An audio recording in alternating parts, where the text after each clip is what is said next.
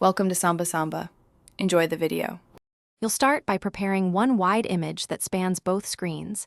This is why combined resolution matters. Once done, open Display Settings and set multiple displays to extend instead of duplicate, so each monitor becomes a distinct workspace. Make sure you identify which monitor is left and which is right in the diagram because placement determines how the image stretches. You're doing this now to avoid misalignment later. With orientation confirmed, you can move on to applying the single wallpaper across both displays. Now apply the wide image so it spans both monitors. Right-click the desktop, choose Personalize, then Background, pick Picture, and browse to your prepared file.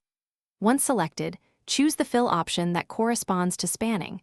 On Windows, pick Span so the OS treats both displays as one canvas.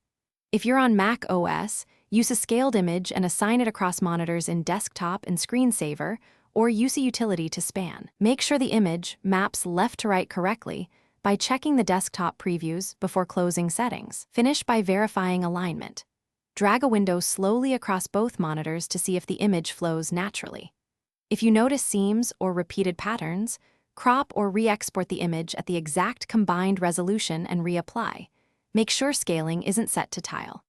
If the wallpaper still repeats or misaligns, restart Windows Explorer or sign out and back in, and check your graphics driver control panel for display arrangement overrides. This single troubleshooting tip, recreate the image at exact combined resolution, fixes most problems quickly. Thanks for watching. Consider subscribing if we helped you.